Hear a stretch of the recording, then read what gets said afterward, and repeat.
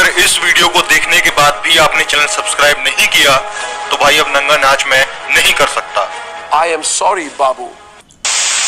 नमस्कार साथियों, मैं प्रशांत बोध और आज मैं कुछ ऐसी कहानी की पोल खोलने वाला हूं जो कि इस देश के लोगों को बहुत ही ज्यादा अंधेरे में रखती है। भारत देश में रहने वाले हिंदू धर्म के लोगों का कहना है कि इस संसार की रचना ब्रह्मा ने की है और उसी रचना के दौरान इस विश्व के लोगों की रचना भी ब्रह्मा ने ही की है और उस रचना को 4 वर्ण में किया है, जिसमें से वर्ण है ब्राह्मण, क्षत्रिय, वैश्य और शूद्र। और उन्हीं लोगों के द्वारा यह भी कहा जाता है कि ब्राह्मण ब्रह्मा के मुंह से पैदा हुआ है। क्या कहा? हाँ भाई हाँ, ब्राह्मण ब्रह्मा के मुख से पैदा हुआ है, क्षत्रिय ब्रह्मा के बाजू से पैदा हुआ है। अरे हाँ भाई हाँ, सभी इसी तरह हुए हैं। पहले सारे सुन तो लो। ब्रह्मा के पेट से वैश्य पैदा हुआ है और ब्रह्मा के पैरों से शूद्र पैदा हुआ है। मैं नहीं मानता। अरे हाँ अक्षय भाई, मानते तो हम भी नहीं हैं, लेकिन ये लोग कहते हैं तो क्या करें।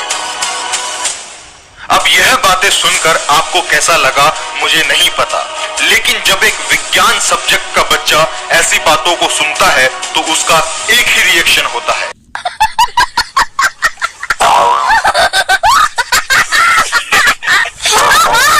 जी हाँ, ठीक इसी प्रकार जब हम इन लोगों को सामान्य लॉजिक के साथ समझाने का प्रयास करते हैं कि जैसा आप बता रहे हैं ऐसा वास्तविकता में संभव नहीं है, क्योंकि बच्चा पैदा होने के सिर्फ 2 ही रास्ते होते हैं, पहला यूट्रस और दूसरा पेट को चीरकर।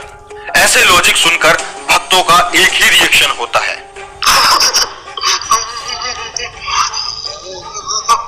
ज्यादा दिमाग नहीं है हमारे पास, हमको घंटा फर्क नहीं पड़ता है। हाँ, इनका यही कहना है कि हमारे पास दिमाग नहीं है। लेकिन आज इस वीडियो में मैं आपको वह वैज्ञानिक तरीका बताने वाला हूं कि किस तरह एक बच्चा बनता है या जन्म लेता है। अभी मजा आएगा ना भिड़ो। हाँ, मजा तो आ जाएगा, लेकिन पहले पूरा वीडियो ध्यान से सुनना पड़ेगा और देखना पड़ेगा, प्लस वीडियो को शेयर भी करना पड़ेगा। तो चलिए शुरू करते हैं। एक बच्चे को जन्म देने के लिए या एक बच्चा बनाने के लिए सबसे पहले 2 लोगों का मिलना बहुत जरूरी है, एक पुरुष और एक महिला। अगर दोनों पुरुष मिलते हैं तब भी काम नहीं चलेगा, अगर दोनों स्त्रियां मिलती हैं तब भी काम नहीं चलेगा।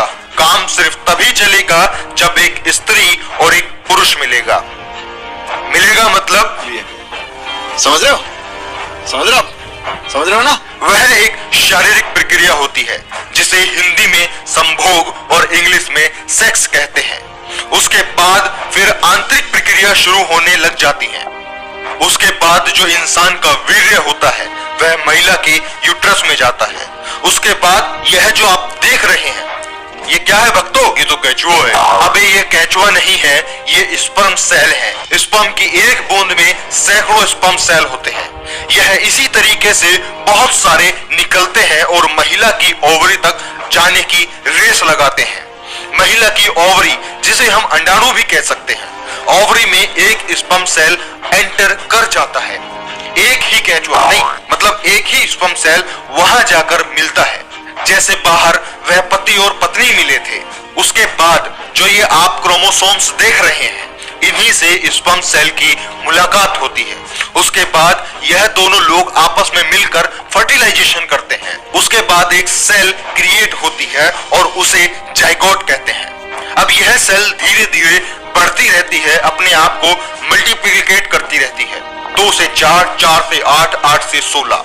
एक माँ के पेट के अंदर सेल बढ़ने की यह प्रक्रिया पूरे 9 महीने तक चलती है। तो आप देख सकते हैं इस तरीके से डेवलप होते होते 9वें महीने तक बच्चा तैयार हो जाता है बाहर निकलने के लिए। अब बाहर निकलने के रास्ते सिर्फ 2 ही हो सकते हैं, जैसा कि मैंने आपको शुरू में ही बताया था, पहला यूट्रस और दूसरा पेट को चीरकर। यह था वैज्ञानिक तरीका जो हर जीवों पर लागू होता है, चाहे वो इंसान हो, जानवर हो या कोई पक्षी हो या कोई कीड़ा मकोड़ा हो, यहाँ तक कि कोई भगवान भी क्यों ना हो। क्योंकि अगर भगवानों में यह प्रक्रिया लागू नहीं होती तो उस समय यानी कि भगवानों के समय शादी, प्रेम, विवाह जैसे कोई रिश्ते या रीति रिवाज नहीं होते। राम की पत्नी सीता नहीं होती, भोले की पत्नी पार्वती नहीं होती, कृष्ण की पत्नी पता नहीं होती, अगर बिना संभोग या बिना इस वैज्ञानिक प्रक्रिया से गुजरे उन लोगों को बच्चा होता। अब आप मुझे बताइए, आप किस बात का यकीन मानेंगे जो हजारों लाखों साल पहले हुआ होगा और जिसका आज तक कोई प्रत्यक्ष प्रमाण या उदाहरण नहीं है उस पर, या जो हजारों सालों से लगातार होता आ रहा है, जिसके प्रत्यक्ष प्रमाण आपके पास में है, जिसकी रिसर्च आपके सामने है, जिसके उदाहरण आपके सामने है, और शायद इसी प्रक्रिया से आपका भी जन्म हुआ होगा, उसको मानेंगे। अब आप मुझे बताइए कि उस गढ़ी हुई कहानी को मानेंगे या इस वास्तविकता को मानेंगे। अब यहाँ पर कुछ लोग उंगली करेंगे, अरे तूने इसको कहानी कैसे बोल दिया। सुनो भाई, ये लोग कहते हैं कि ब्रह्मा ने संसार का निर्माण किया है, ब्रह्मा ने इस पृथ्वी को बनाया है। मैं एक बात आपको बहुत सरल माध्यम से बताना चाहूंगा कि भारत के बाहर ब्रह्मा नाम के किसी भी जीव को ना तो कोई जानता है और ना ही उसको कोई मानता है, ना ही उसकी कोई पूजा करता है, तो उसकी प्रक्रिया को फॉलो करना तो बहुत दूर की बात है। अरे विदेशों की तो छोड़ ही दो, आज भारत में भी बहुत तेजी से संख्या बढ़ रही है ऐसी मनगढ़ंत कहानियों को नकारने वालों की, क्योंकि जैसे जैसे शिक्षा इस देश में बढ़ती जाएगी वैसे वैसे ये मनगढ़ंत कहानियां खत्म होती जाएंगी। इन सारी बातों का सार मैं आपको 2 लाइनों में बताना चाहूंगा। आपने अक्सर सड़कों पर लोगों को जादू दिखाते देखा होगा और यकीनन बच्चे व बहुत सारे लोग उसको बोलते भी हैं कि हाँ यह सचमुच में जादू है, चमत्कार है, लेकिन वास्तविकता तो हमको और आपको मालूम है कि वह सिर्फ आंखों का धोखा होता है, हाथ की सफाई होती है। तो ठीक उसी प्रकार जो ये मनगढ़ंत कहानियां हमारे सामने हैं, जिनको ज्यादा ज्ञान नहीं है, उनके लिए क्यों ना वह बहुत बड़ी चमत्कारिक घटनाएं हो, लेकिन मेरे लिए और मैं उम्मीद कर सकता हूं कि मेरे देखने वाले लोगों के लिए ये सिर्फ एक आंखों का धोखा है, पैसा कमाने का एक अच्छा मौका है, व्यापार यह बहुत चोखा है। जी धन्यवाद धन्यवाद।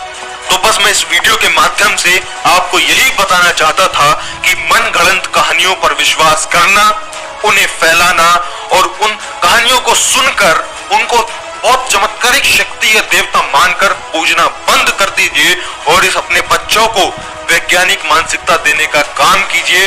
उन लोगों की दिमाग की जो प्रगति है उसको बढ़ाने पे ध्यान दीजिए, उनके दिमाग पर चमत्कार, जादू जैसी लिमिटेशंस को मत लगाइए अगर आप इस देश को व अपने परिवार को विकसित बनाना चाहते हैं। तो ठीक है साथियों, मैं प्रशांत बोध आप लोगों को बहुत सरलता पूर्वक इन बातों को समझाना चाहता था, वैज्ञानिक दृष्टि को आपको दिखाना चाहता था। अगर आप लोगों को यह वीडियो समझ में आई है वे आप चाहते हैं कि अन्य लोग भी इस वीडियो को समझें, देखें, तो इस वीडियो को ज्यादा से ज्यादा शेयर जरूर कीजिए, क्योंकि इस वीडियो को बनाने में बहुत मेहनत लगती है। तो ठीक है साथियों, मैं प्रशांत बोध मिलता हूं आपसे किसी और इंपॉर्टेंट वीडियो के साथ में। तब तक के लिए थैंक यू सो मच, और जाते जाते इस वीडियो को शेयर जरूर कीजिए और इस चैनल को सब्सक्राइब करके रखिए। Thank you so much.